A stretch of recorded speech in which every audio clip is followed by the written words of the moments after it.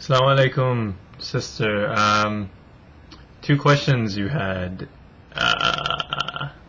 Don't mean to sound like Yoda or anything, but the first one was about music, and the second one was about Ramadan. So I'll go ahead and get into your first question. Music is a very, very, very debated about topic in the Muslim world, and the majority of people believe music to be haram because it is based on a hadith by the Prophet that had him saying that in my ummah there will come a time when people will believe that musical instruments are haram. They will believe that musical instruments are halal, meaning they're permissible, which implies that he's saying that these musical instruments are haram, are forbidden.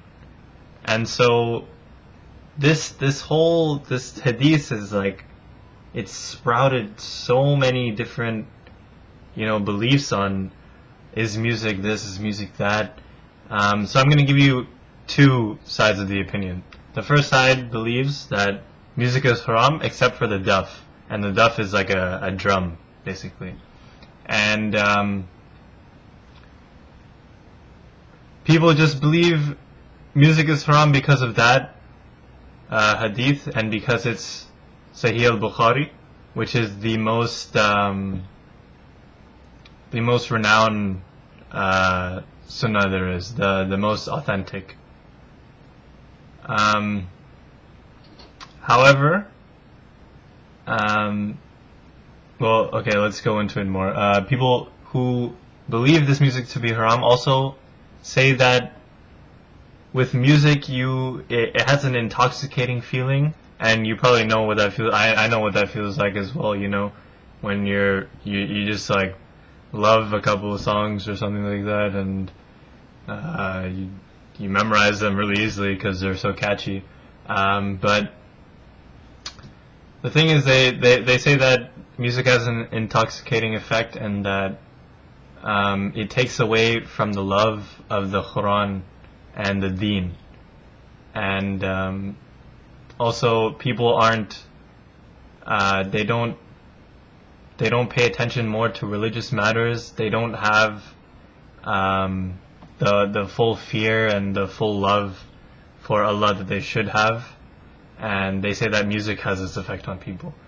I believe that because hadith there's a whole sciences behind hadith. They can either be strong, they can have a strong background narration, or they can have weak background narrations, meaning the people who narrate them, the people who said, like, this person said that this person said that the Prophet said this. It's like that. And so you had people who were well known for giving authentic narrations, and you had people who weren't well known for that, and you also had people who wanted to fabricate these types of hadith. And so for this specific hadith, there was a man named Hashim ibn Amr, and he's not very looked greatly upon by the Muslim scholars back in the day. Abu Dawud, who was a collector and author of the Sunnah Abu Dawud, he said that Hisham narrated over 400 hadiths, I think. And he said that they had absolutely no basis in fact. There's another man, Ahmad bin Hanbal, who was the founder of the Hanbali school of fiqh. He's a very well-known scholar as well during that time. He described Hisham as reckless, impetuous, and feeble-minded, and he did not accept any of his testimonies. And so you see this man Hisham ibn Amr. You see him as he wasn't a very a reliable source in terms of hadith. And when in Islam, when if a source isn't authentic, then you're supposed to look at the other hadiths. And there are no authentic hadiths, and is nowhere mentioned in the Quran that music is haram. You cannot say that music is haram, because it says nowhere authentically that music is haram. There are some scholars who also go by this ruling. I'm not saying this. I'm saying the fatwa is given by these scholars in Islam. There's a person named Yusuf Qaradawi. He's very well known in the Muslim world. I can put a link up to him. One of his websites, I think, it has something on music, and you can read more into that. So that side basically says that music that basically has bad lyrics or a bad message, something like that, it's considered haram. You really shouldn't listen to it. But other types of music are allowable. You can listen to them. The thing is, you have to be moderate in everything you do. You have to be moderate in your religion. You have to be moderate in life. There has to be a balance between things, you know. So the thing with music is very pleasing to the soul, because the soul loves music. Everyone loves music, and so you have to watch yourself, because music can have an intoxicating effect if you can't control yourself. You have to be moderate in that sense. You have to be also moderate in the Quran. We weren't made to sit in the masjid all day and recite Quran, even though it's a very good thing to do. The Prophet, there's another hadith that the Prophet said, you know, I marry women. A guy didn't want to marry women, and there also came a guy who wanted to just fast all the time, and there was also a guy who just wanted to pray all the time. And the Prophet said to each of them, look, I fast moderately, I pray moderately, and I also marry women.